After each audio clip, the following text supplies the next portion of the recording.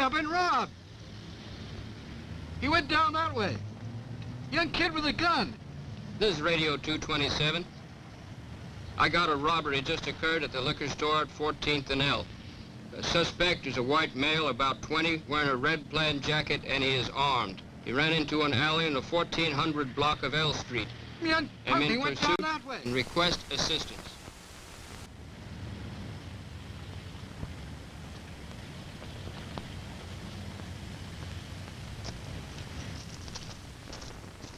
Take cover.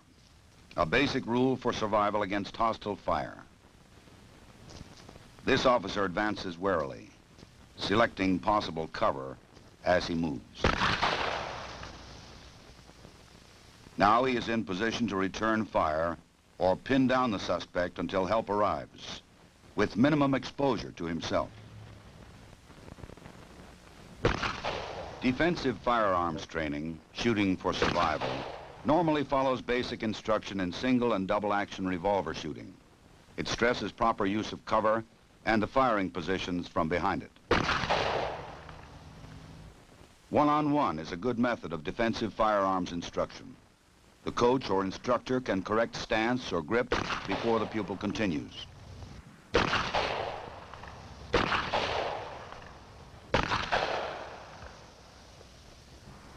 Improved scores from the kneeling weak hand position are immediate. The result of correcting the pupil's bent wrist and forearm are obvious and satisfying. Even good shooters may acquire bad habits when firing from behind barricades.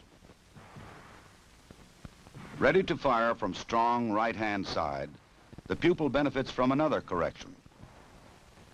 Keeping elbow and knee safely behind cover, thus removing two targets from hostile fire.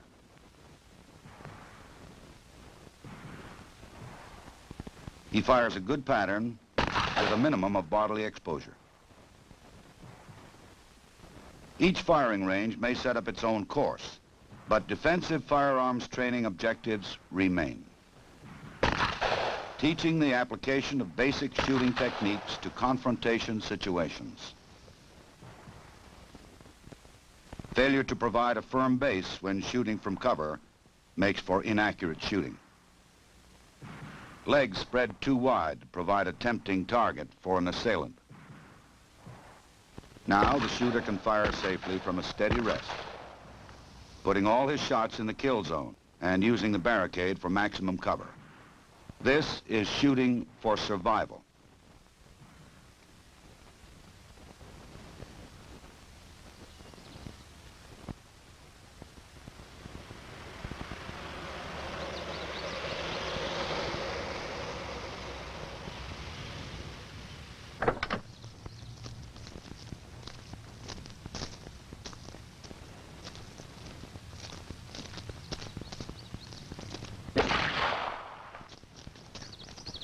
This game warden owes his survival to knowing how Ricochet shots may behave.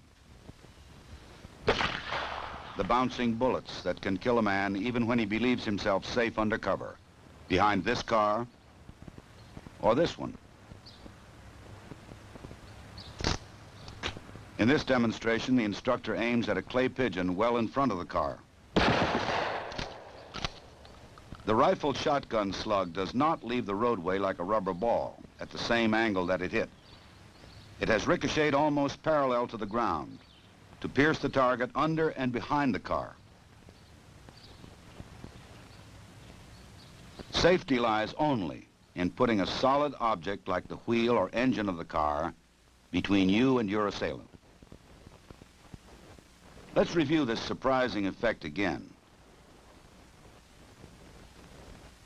While a rubber ball thrown to the ground would bounce upward at the same angle,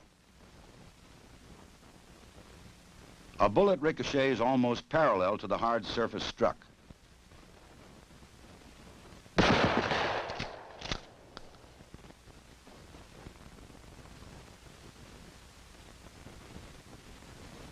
With targets at ground level, the instructor aims at the silver tape, a good deal closer than the balloons. Think of one of these balloons as your head, and you may change your evaluation of safe cover from ricochets.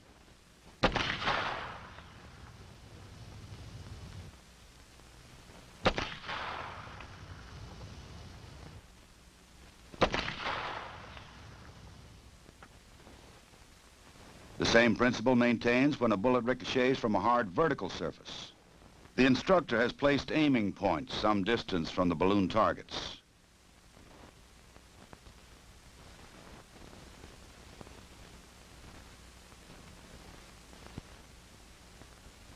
Think of yourself taking cover around the corner, exposing yourself only minimally and momentarily.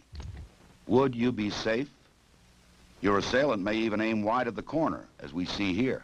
But the ricocheting bullets almost parallel to the wall could kill you as easily as they burst these balloons. The lessons taught by these demonstrations might someday save your life. Attention units 54 and 55. We have a 1090 at the Alexandria National Bank, 800 South Washington. First unit on the scene, do not enter the bank until the backup unit arrives. 10-4. This is Unit 54 responding.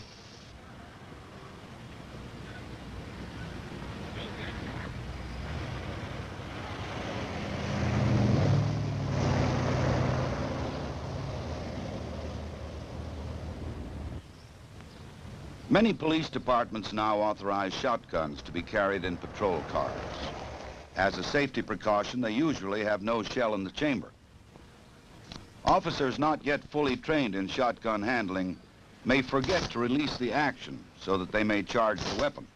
Sometimes this fumbling causes only a momentary delay, but in an unexpected confrontation, these seconds could be vital.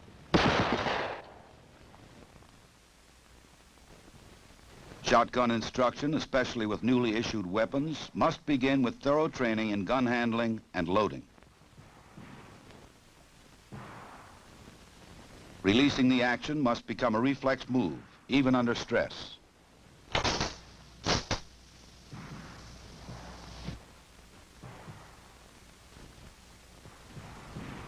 Firing ranges and courses for shotgun training may vary. All, however, would qualify the shooter in two basic positions. Offhand aimed fire is best suited to longer ranges.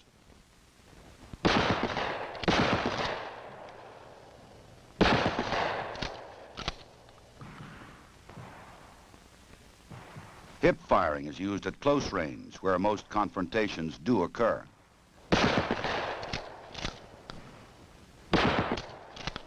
The shooter must know the shot pattern of his weapon to be aware of the safety limits of various shotgun loads.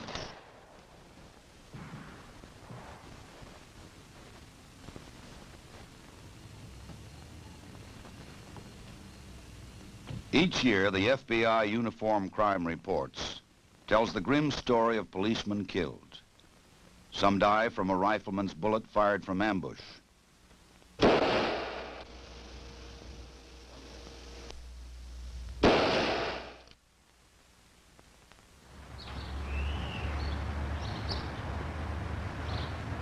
Some die at a closer range, often while performing routine duties.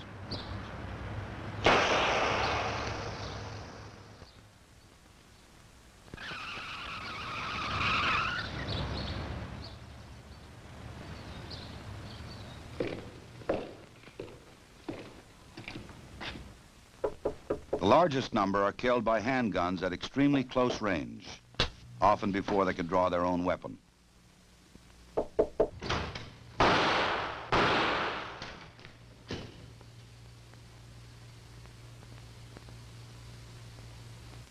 Close combat pistol courses meet this challenge by training shooters to fire at targets as close as 3 feet. They will, however, include firing positions used for fast, accurate shooting at slightly longer ranges, from 7 to 15 yards. The point shoulder position fired from a crouch uses the arm as a pointer, with the front sight as the tip. It should form a straight line from shoulder to front sight without bending elbow or wrist, which would deflect the shot.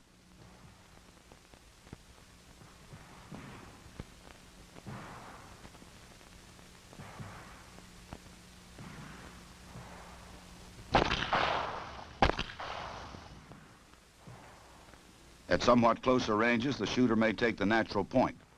This does not use the front sight, but points the weapon like a finger.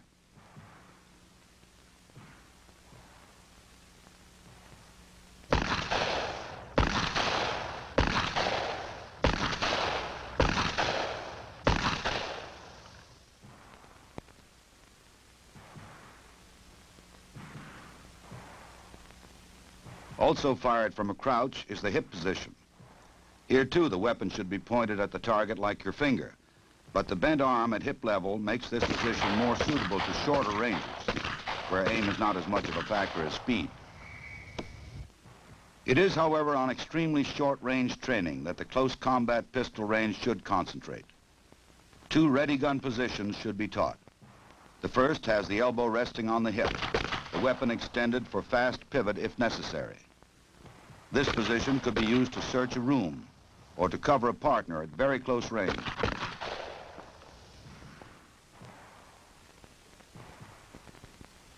Another ready gun position is fired from the hip. This protects the shooter from the danger of being disarmed at close quarters. After close combat training, you should fire groups like this. Without it, the records show many instances of clean misses in close combat situations, and all too often you get no second chance. To provide a practical and competitive exercise in close combat, the FBI firing ranges in Quantico, Virginia, have constructed a prototype dueling course. Okay, gentlemen, on the line, start walking.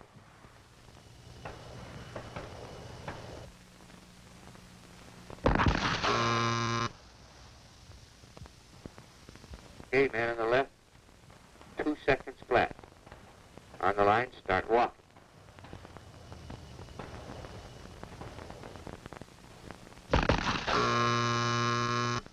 Man on the right this time, 1.25. Start walking. The final firing position is 21 feet from the bladed targets. The dueling course is a useful training tool to simulate the fast reactions and proper shooting techniques you will need in a close combat situation. Effective use of cover may someday save your life on the street. Defensive firearms training can make such reaction automatic.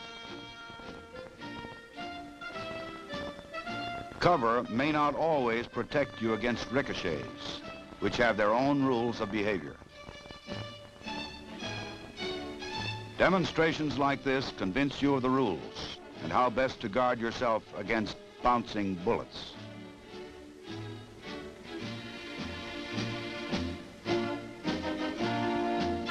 Many law enforcement agencies have authorized the use of shotguns.